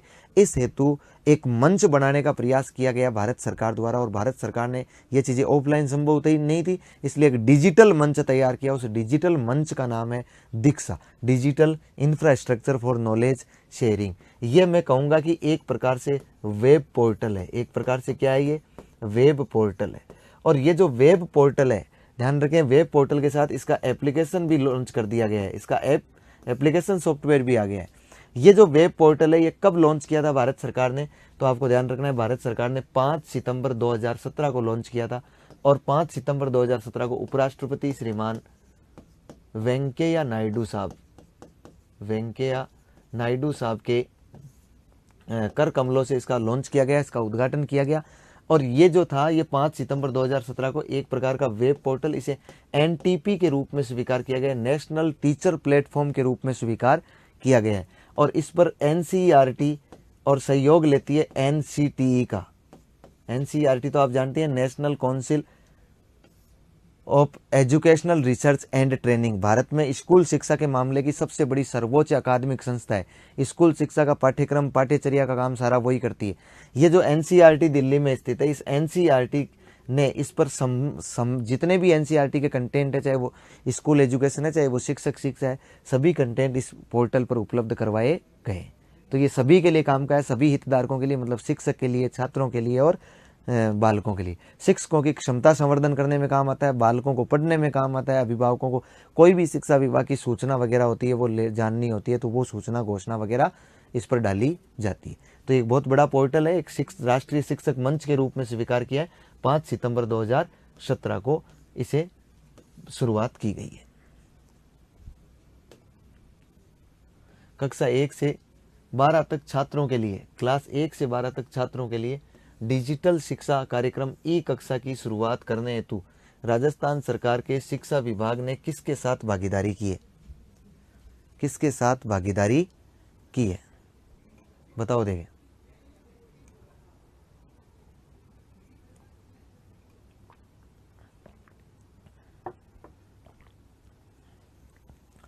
कक्षा 1 से 12 तक छात्रों के लिए डिजिटल शिक्षा कार्यक्रम ई कक्षा की शुरुआत करने हेतु राजस्थान सरकार के शिक्षा विभाग ने किसके साथ भागीदारी की है? अब आपकी जानकारी के लिए बताता हूं, क्योंकि आपको चीजें गहराई से समझनी पड़ेगी। यदि आपको एक बार कॉन्सेप्ट समझ में आ गया तो फिर उसके बाद में दिक्कत नहीं होगी। यह एक कार्यक्रम है ई कक्षा। अब इसको यदि मैं समझाऊं तो मैं इस तरीके से कह सकता हूं कि जब कोविड आया था, लॉकडाउन लग गया था, तो लॉकडाउन के दौरान, लॉकडाउन लगने के बाद में बच्चों को हम लोग पढ़ा रहे थे अलग अलग प्लेटफॉर्म के माध्यम से। स्माइल के माध्यम से भी पढ़ा रहे हैं, उसको हम लोग टीवी के माध्यम से, रेडियो के माध्यम से, सोशल मीडिया के। लेकिन हमारे पास इतना कंटेंट पहले से तैयार थोड़ी था, ई कंटेंट तैयार नहीं था, मतलब हमारे पास वो वीडियो रिकॉर्ड किए हुए नहीं थे। क्योंकि RSCRT को इस बात का पहले अंदेशा कतई नहीं था कि कोविड आने वाला है और लॉकडाउन लगने वाला है। इसलिए हमने वो कोविड लागू आने के बाद में धीरे धीरे कैसे न कैसे कोशिश करके हमें ई कंटेंट तैयार करवाना शुरू कर दिया था। ये जो ई कंटेंट हम लोग तैयार करवाते थे, इसके लिए हम सरकार के पास में, सरकार ने एक कार्यक्रम चलाया ई कक्षा के नाम से, ताकि हम लोग ई कंटेंट ज़्यादा से ज़्यादा क्या कर सकें, तैयार कर सकें। तो ई कक्षा के नाम जो चलाया था उसमें सहयोग दिया था वेदांता लिमिटेड ने। वेदांता लिमिटेड कंपनी ने हमें स्टूडियो बनाकर दिए थे और शिक्षक थे शिक्षा विभाग के। RSCRT ने उन शिक्षकों से वो वीडियो उन स्टूडियो में रिकॉर्ड करवाए और कहाँ तक भेजते रहे, उनको बालकों तक भेजते रहे। वो जो रिकॉर्ड करवाए थे, वो रिकॉर्ड करवाने के लिए जो कार्यक्रम शुरू किया था, उस कार्यक्रम का नाम ई कक्षा था। और इस कार्यक्रम की शुरुआत कब की गई थी, तो आपको ध्यान रखना है 15 अक्टूबर 2020 को की गई थी ई कक्षा कार्यक्रम।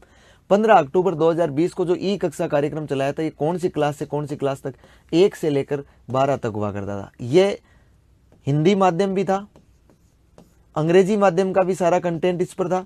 इसके अलावा जो गूंगे बहरे बालक होते हैं, जिनके लिए साइन लैंग्वेज में भी वीडियो रिकॉर्ड किए जाते हैं, वो वीडियो भी इस पर रिकॉर्ड किए गए थे। इसका मतलब है कि CWSN बालकों के लिए भी इस पर कंटेंट उपलब्ध करवाया गया था।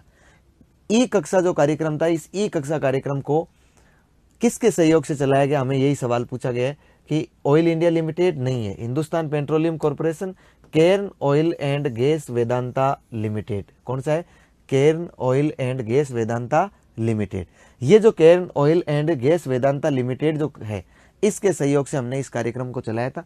ये ई कक्षा के नाम से एक यूट्यूब चैनल भी बना रखा है सरकार, इसी पर, ये आपको ध्यान रखना है, ये जो यूट्यूब चैनल हमने बना रखा है, इस यूट्यूब चैनल पर ही इन वीडियो को प्रसारित किया जाता था, इन वीडियो को चलाया जाता था। हाल ही में हमने एक मिशन स्टार्ट कार्यक्रम भी चलाया है, उसको भी हमने ई कक्षा कार्यक्रम पर ही चलाया है। तो इस पर ये जो कार्यक्रम चलाए जाते थे वो 1 से 12 तक के क्लास के लिए होते थे। किसके लिए होते थे? 1 से 12 तक के लिए। बाद में आगे चलकर सरकार ने इस ई कक्षा कार्यक्रम के तहत जितने भी वीडियो निर्मित किए थे, जो भी रिकॉर्ड किए थे, उन सब को एक मिशन ज्ञान के नाम से एक ऐप लॉन्च किया था सरकार ने। राज्य सरकार ने कौन सा ऐप लॉन्च किया? मिशन ज्ञान। इस मिशन ज्ञान ऐप पर उन्हें प्रोवाइड करवाया गया था। तो हमसे जो सवाल पूछा वो सवाल हमारा हल हो गया कि ई कक्षा क्या है, तो Cairn oil and gas Vedanta limited के सहयोग से चलाया। राजस्थान सरकार द्वारा सर्वप्रथम स्माइल कार्यक्रम कब शुरू किया गया था? राजस्थान सरकार द्वारा सर्वप्रथम स्माइल कार्यक्रम, इसका मतलब राज्य सरकार का है, और कब शुरू किया? 13 अप्रैल 2020 को हमने शुरू किया स्माइल को। 2 नवंबर 2020 को तो हम लोगों ने लेकर आ गए थे स्माइल 2.0, स्माइल 2.0।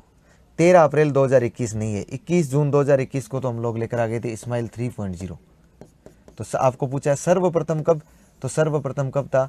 तो सर्वप्रथम था ये 13 अप्रैल 2020 को। कौन सी क्लास के लिए? ये 1 से 12 के लिए। कौन से स्कूलों के लिए? सरकारी स्कूलों के लिए। किसके माध्यम से? सोशल मीडिया के माध्यम से। सोशल मीडिया के माध्यम से। सोशल मीडिया पर किसका उपयोग करते थे हम लोग? सोशल मीडिया पर हम लोग उपयोग करते थे व्हाट्सएप ग्रुप का, और पूरा नाम क्या हो जाएगा? तो social media interface for learning engagement, social media interface for learning engagement. Covid महामारी में लगे लॉकडाउन के दौरान रेडियो पर शिक्षा उपलब्ध करवाने हेतु राजस्थान सरकार के स्कूल शिक्षा विभाग द्वारा कौन सी योजना लागू की गई थी? आपको ध्यान रखना है, जनवाणी नहीं है, शिक्षा वाणी है। शिक्षा दर्शन तो किसके माध्यम से है? टीवी के माध्यम से। जन दर्शन भी नहीं है, ये किसके माध्यम से है? रेडियो के माध्यम से। दोनों ही एक प्रकार के एजुकेशनल कार्यक्रम है। क्या है? कार्यक्रम। शिक्षा वाणी जो हमने शुरू किया था वो तो कर दिया था 11 मई को, रेडियो वाला कार्यक्रम तो हमने कर दिया था 11 मई को, और ये हमने किया था शिक्षा दर्शन जो किया था वो किया था 1 जून को 2020 को। दोनों ही जो कार्यक्रम थे ना वो क्लास 1 से 12 तक के लिए थे, और एक टीवी पर आता था, एक रेडियो पर आता था। ये जो रेडियो पर आता था ना, ये 55 मिनट तक आता था, सोमवार से लेकर शनिवार। प्रत्येक शनिवार को हम लोग हवा महल प्रसारित करते थे इस पर, और ये आता था 3.25 घंटे। 2 स्लॉट में आता था। पहले स्लॉट में 2 घंटे तक 9 से 12 के लिए आता था, फिर 1.25 घंटे तक 1 से 8 तक के लिए आता था। इस पर हम 3.25 घंटे कार्यक्रम प्रसारित किया करते थे। तो पूछा है कौन से शिक्षा विभाग द्वारा कौन सा रेडियो पर शिक्षा उपलब्ध करवाने के लिए कौन सी है? शिक्षा वाणी है।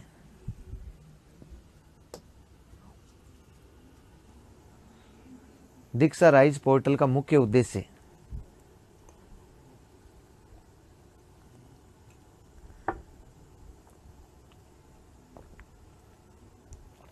देखिए दीक्षा राइज पोर्टल का मुख्य उद्देश्य एक उच्च गुणवत्ता वाला प्लेटफॉर्म प्रदान करना है जो किसे सशक्त करेगा। प्रधानाध्यापक को विद्यालयी समस्याओं के समाधान हेतु, शिक्षा अधिकारियों को विद्यालय प्रगति की निगरानी हेतु, अध्यापकों को उनके व्यक्तिगत एवं व्यावसायिक विकास के उन्नयन हेतु, और विद्यार्थियों को पाठ्य वस्तुओं के अधिगम हेतु। तो आप लोग देखिए, ये जो दीक्षा राइज पोर्टल है, एक प्लेटफॉर्म बनाया गया हमने दीक्षा। इस दीक्षा का पूरा नाम होता है digital infrastructure for knowledge sharing. ये एक वेब पोर्टल और एप्लीकेशन प्रोग्राम है जिसे 5 सितंबर 2017 को हम लॉन्च कर रहे हैं। भारत सरकार लॉन्च कर रही है, और इस पर एनसीईआरटी द्वारा सारा कंटेंट डाला गया है। एक नेशनल टीचर प्लेटफॉर्म के रूप में इसे स्वीकार किया गया है। ये जो कार्यक्रम था, ये एनटीपी को, इसको दीक्षा को सभी राज्यों ने स्वीकार किया था। राजस्थान ने इसको दीक्षा राइज के रूप में स्वीकार किया था। राइज का मतलब होता है Rajasthan interface for school educators. Rise का मतलब होता है Rajasthan interface for school educators. Rajasthan interface for school educators. ये जो कार्यक्रम राजस्थान ने लॉन्च किया, राजस्थान ने लागू किया, इसे 2018-19 में इसे शुरू किया गया। जब इसे प्रारंभ किया गया तब इस पर 9th क्लास की और 10th क्लास की गणित विषय की विषय वस्तु, एक पाठ्य वस्तु डाली गई थी। अब इस पर सभी डाल दी गई है। तो आपको ध्यान रखना है कि ये वास्तव में क्या काम करता है। तो ये काम तो सबके लिए ही है, लेकिन ये मुख्यतः किसके लिए काम का है? क्योंकि इसका जो स्लोगन है, इसका स्लोगन दिया गया हमारे शिक्षक हमारे नायक, अवर टीचर्स अवर हीरोज। इसका मतलब ये शिक्षकों के लिए शिक्षा क्षमता संवर्धन करता है। तो ये प्रधानाध्यापक, शिक्षा अधिकारियों या अध्यापकों, तो सबसे ज्यादा किसके काम का? ये अध्यापकों को, उनके व्यक्तिगत एवं व्यावसायिक विकास के उन्नयन हेतु ये काम में आता है। इस पोर्टल को, इस ऐप को ज्यादा काम में लिया जाता है, क्योंकि इस ऐप पर बहुत सारी प्रकार के प्रशिक्षण करवाए जाते हैं उनके लिए। इसका मतलब व्यक्तिगत और व्यावसायिक दोनों प्रकार की उनमें उन्नति की जाती है। दोनों प्रकार की उन्नति की जाती है।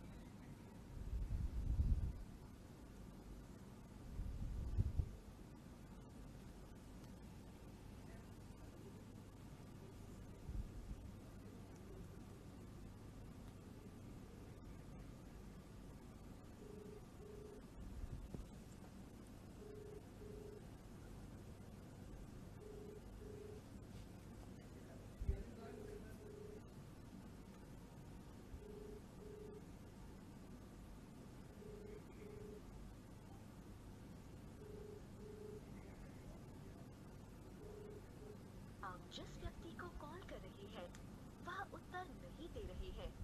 कृपया कुछ समय पश्चात प्रयास करें। The person you're calling is not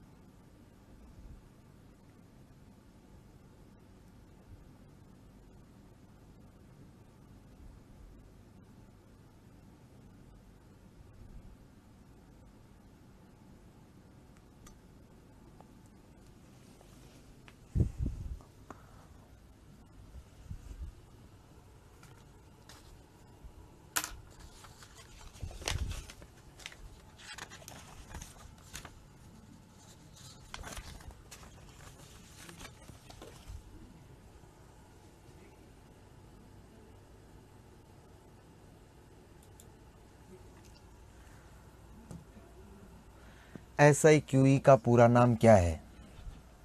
SIQE का पूरा नाम क्या है? State initiative for quantity education. Quantity नहीं है भाई, state initiative for quality education है। State initiative for quality education, state initiative for quality education. ये देखिए क्वालिटी एजुकेशन, फिर है state initiative for quality educator. इसमें तो ये एजुकेटर शब्द गलत है, इसमें स्टार्ट गलत है, इसमें आपका ये क्वांटिटी गलत है। तो इसका मतलब क्या हो जाएगा? State initiative for quality education. अब मैं आपको हल्का सा समझा देता हूँ इसके बारे में। वास्तव में आपको पता हो तो यूएनओ ने एक कार्यक्रम लॉन्च कर रखा है। यूएनओ एक कार्यक्रम चला रहा है जिसका नाम है SDP, सस्टेनेबल डेवलपमेंट प्रोग्राम। और इस सस्टेनेबल डेवलपमेंट प्रोग्राम को 2015 में इसने लॉन्च किया था। इस कार्यक्रम के तहत इन्होंने यूएनओ ने SDG 17 निर्धारित किए हैं, मतलब सस्टेनेबल डेवलपमेंट गोल। सतत विकास कार्यक्रम के तहत सतत विकास लक्ष्य रखे गए हैं, कितने? 17। इनमें से SDG जो 04 है, SDG जो 04 है, इसका संबंध है क्वालिटी एजुकेशन से। किससे संबंध है? क्वालिटी एजुकेशन से। और इस क्वालिटी एजुकेशन को प्राप्त करने के लिए क्या करेगा? ये क्वालिटी एजुकेशन को प्राप्त करने के लिए कार्यक्रम चलाए जाएंगे। ये SDG 17 कब तक पूरे करने हैं? तो आपको पता है 2030 तक पूरे करने हैं, 2015 से 2030 तक। इसके तहत SDG 04 के तहत क्वालिटी एजुकेशन देने के लिए राज्य सरकार ने 2015-16 में एक कार्यक्रम लॉन्च किया था। इस 2015-16 में राज्य सरकार द्वारा लॉन्च किए गए उस कार्यक्रम का नाम क्या है? SIQE, state initiative for quality education. इसका मतलब गुणात्मक शिक्षा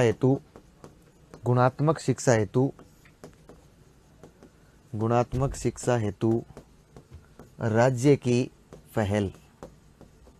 और ये जो कार्यक्रम लॉन्च किया था, ये कार्यक्रम राज्य सरकार ने लॉन्च किया था 2015-16 में। कौन सी क्लास के लिए? क्लास 1 से 5 के लिए चलाया जा रहा है। ये एक प्रकार का समन्वित कार्यक्रम है।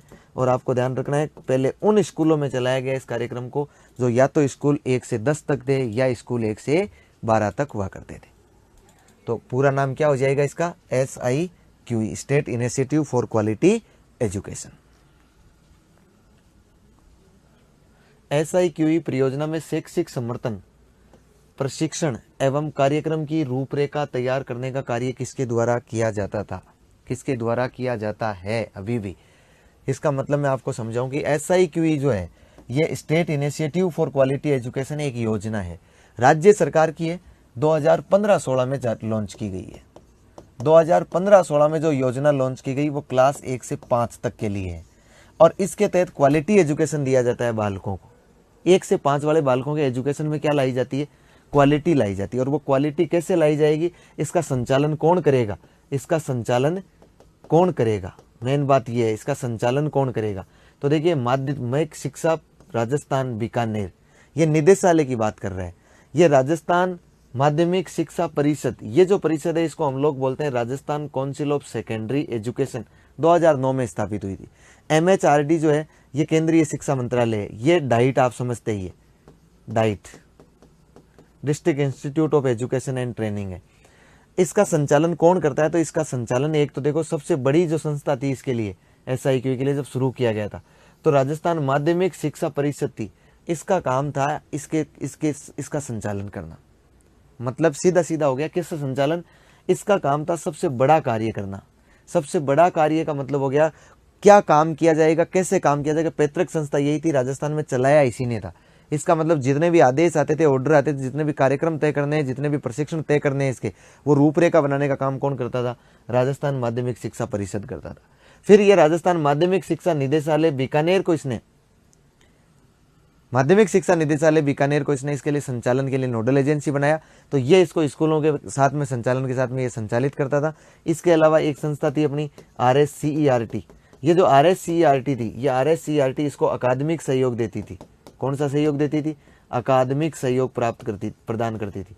और इसके अलावा अपनी एक यूनिसेफ एक संगठन है, यूनिसेफ, और एक बौद्ध शिक्षा समिति के नाम से एक समिति बनी हुई है जयपुर में। ये दोनों इसे तकनीकी सहयोग देने का काम करती थी और आज भी कर रही है। तो SIQE परियोजना में शैक्षिक समर्थन प्रशिक्षण एवं कार्यक्रमों की रूपरेखा कौन तैयार करता है, डिजाइन कौन करता है, तो डिजाइन कौन करेगा, इसका जो पैतृक संस्थान तो राजस्थान माध्यमिक शिक्षा परिषद जयपुर। लेकिन ये परिषद जब समसा कार्यक्रम आया था तब ये परिषद खत्म कर दी गई। 2018 में इसकी जगह एक नई परिषद आ गई RCSCE। अब आप कहोगे ये SCE क्या है, तो देखिए एलिमेंट्री एजुकेशन, EE का मतलब होता है क्लास 1 से 8 तक, और सेकेंडरी एजुकेशन इसका मतलब होता है क्लास 9 से लेकर 12 तक। इन दोनों को मिलाकर क्या बना दिया गया है, सॉरी सेकेंडरी एजुकेशन SE का मतलब होता है 9 से 12 तक। इन दोनों को 8 अगस्त 2018 को एकीकृत करते हुए, इंटीग्रेटेड करते हुए इन दोनों को स्कूल एजुकेशन बना दिया गया है, SCE स्कूल एजुकेशन।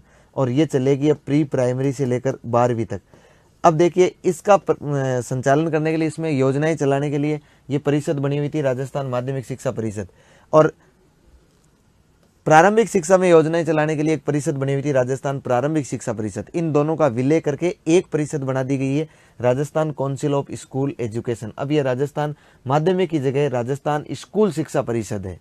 कौन सी परिषद है, स्कूल शिक्षा परिषद। तो वर्तमान में ये संचालित कर रही है, लेकिन पहले जब ये कार्यक्रम चला था तब ये परिषद नहीं थी। कौन सी थी, राजस्थान माध्यमिक शिक्षा परिषद थी। निष्ठा का पूर्ण रूप क्या है, निष्ठा नेशनल इनिशिएटिव, नेशनल इंटरेक्टिव गलत है, national initiative for student heads गलत है, national initiative for school heads and teachers holistic advancement, national initiative for school heads and teachers holistic academy गलत है। क्या बन जाएगा, option C national initiative for school heads and teachers holistic advancement. देखिए आपकी जानकारी के लिए मैं बता दूं, MHRD द्वारा, अब मैं हर जगह MHRD नाम ले रहा हूं, इसका मतलब क्या है, ministry of human resource development, मानव संसाधन विकास मंत्रालय। 1985 में इसका गठन किया गया, और जो छोटे छोटे विभाग थे, छोटे छोटे जो मंत्रालय थे, उन मंत्रालयों को, इसमें 5 मंत्रालयों को सम्मिलित किया गया, इसलिए शिक्षा मंत्रालय को भी इसमें सम्मिलित कर लिया गया। 2020 में जब नई शिक्षा नीति आई तो उसने कहा कि इस MHRD मंत्रालय का नाम बदल के क्या कर दिया जाए, शिक्षा मंत्रालय कर दिया जाए। इसलिए 1985 से लेकर 2020 के मध्य जो भी शिक्षा के कार्य हुए हैं भारत सरकार के स्तर पर, वो कार्य किसने किए, MHRD ने किए। मैं बात कर रहा हूँ MHRD की, इसका मतलब 2020 से पहले की कहानी है। 2019 में MHRD ने एक कार्यक्रम लॉन्च किया था। उस कार्यक्रम का उद्देश्य था, भारत के लक्ष्य रखा गया था, भारत के जितने भी 42 लाख शिक्षक और शिक्षा अधिकारी है उन सब का समग्र उन्नति करना, सर्वांगीण विकास करना, समग्र उन्नति करना। और सर्वांगीण विकास उनमें तब हो पाएगा जब सर्वांगीण उन्नति जब उनमें तब हो पाएगी जब आप लोग उनको प्रत्येक सब्जेक्ट के बारे में ज्ञान देंगे। सर्वांगीण विकास तब होगा। प्रत्येक सब्जेक्ट के बारे में ज्ञान देने का मतलब था उन्हें प्रशिक्षण देना, और उनके लिए 42 लाख शिक्षकों को प्रशिक्षण देने का कार्यक्रम लॉन्च किया गया।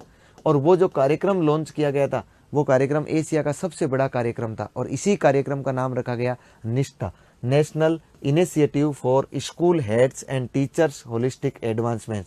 इसका मतलब राष्ट्रीय पहल है किसके लिए? सभी विद्यालय प्रमुख और सभी शिक्षकों की समग्र उन्नति करने के लिए एक राष्ट्रीय पहल है। इस निष्ठा के तहत हम लोग आज भी प्रशिक्षण दे रहे हैं। इस निष्ठा के तहत ऑनलाइन और ऑफलाइन दोनों तरीके से प्रशिक्षण दिए जा रहे हैं। ऑनलाइन दीक्षा राइज जो अभी हमने चर्चा की थी, दीक्षा राइज जो पोर्टल है, इस दीक्षा राइज ऐप पर प्रत्येक शिक्षक को इस निष्ठा के माध्यम से क्या दिया जा रहा है? प्रशिक्षण देने का काम किया जा रहा है। ये एशिया का नहीं, मैं कहूँगा विश्व का सबसे बड़ा शिक्षक प्रशिक्षण कार्यक्रम होगा। इस्माइल कार्यक्रम के तहत प्रेक्षित होने वाली सामग्री की समीक्षा किस संस्था के विषय विशेषज्ञों द्वारा की जाती थी? तो देखिए, इस्माइल कार्यक्रम कोविड के तो चलाया गया, लॉकडाउन के दौर सोशल मीडिया के माध्यम से, व्हाट्सएप ग्रुप के माध्यम से 13 अप्रैल 2020 को राज्य सरकार ने कार्यक्रम चलाया। ई कंटेंट भेजते थे हम लोग व्हाट्सएप ग्रुप के माध्यम से। उस ई कंटेंट को तैयार कौन करती थी? RSTB नहीं, ये RSTB है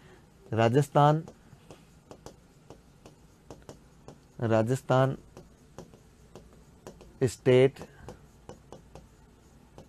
टेक्स्ट बुक बोर्ड। ये Rajasthan state textbook board है, राजस्थान राज्य पाठ्य पुस्तक मंडल है। इसकी जो स्थापना की गई थी, इसकी स्थापना तो की गई थी 29 दिसंबर 1973 को। इसका काम क्या होता है? इसका काम होता है पाठ्य पुस्तकें क्लास 1 से लेकर 12 तक की सभी पाठ्य पुस्तकों का मुद्रण करना और उनका वितरण करना, स्कूलों में भेजना, छापना और भेजना। फिर RSCERT Rajasthan state council of educational research and training 11 नवंबर 1978 को मेहरोत्रा समिति की सिफारिशों पर इसे स्थापित किया गया और इसको स्वायत्ता प्रदान की गई थी। इसको जो स्वायत्ता प्रदान की गई थी वो की गई है 14 अगस्त 2018 को। 14 अगस्त 2018 को इसे स्वायत्ता प्रदान की कर दी गई। ये एक अकादमिक संस्थान है। किस प्रकार का संस्थान है? अकादमिक संस्थान है। RSOS है Rajasthan state open school. Rajasthan state open school. और ये राजस्थान स्टेट ओपन स्कूल क्या काम करता है? तो आपकी जानकारी के लिए बता दूं मैं, ये 2005 में स्थापित हुआ था और इसका काम है 10वीं 12वीं की परीक्षा करवाना। मतलब जो माध्यमिक शिक्षा से वंचित रह गए उन बालकों के लिए ये परीक्षा करवाने का काम करता है। IAC ये है इंस्टीट्यूट ऑफ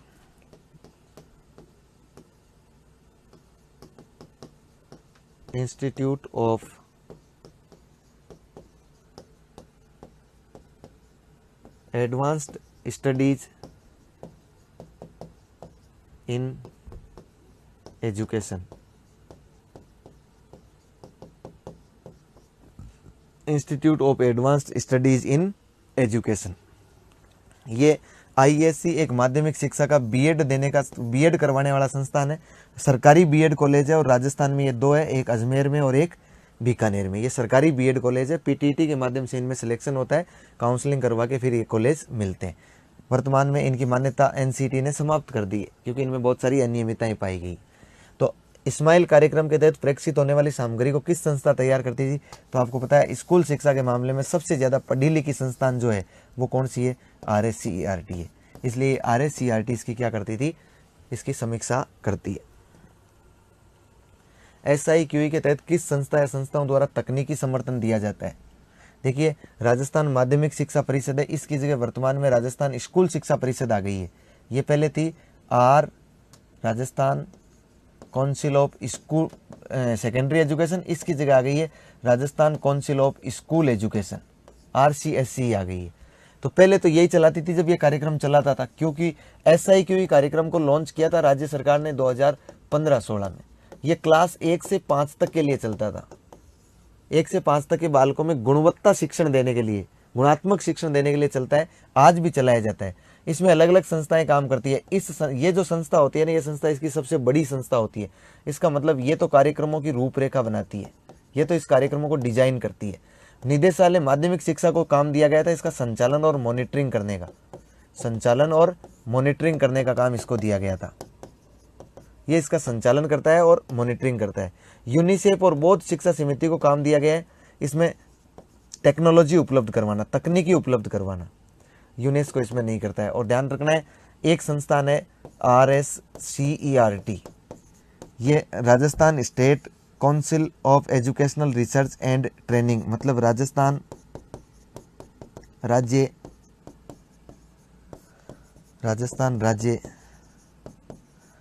शैक्षिक अनुसंधान एवं प्रशिक्षण परिषद, ये उदयपुर में है। ये आपकी परिषदें हैं, यह परिषदें आपकी जयपुर में है। ये निदेशालय माध्यमिक शिक्षा बीकानेर में। यह यूनिसेफ, और यूनिसेफ आप समझते हैं उसका UNO का एक अंग है। और बौद्ध शिक्षा समिति आपकी जयपुर में है। बौद्ध शिक्षा समिति कहाँ है? जयपुर में।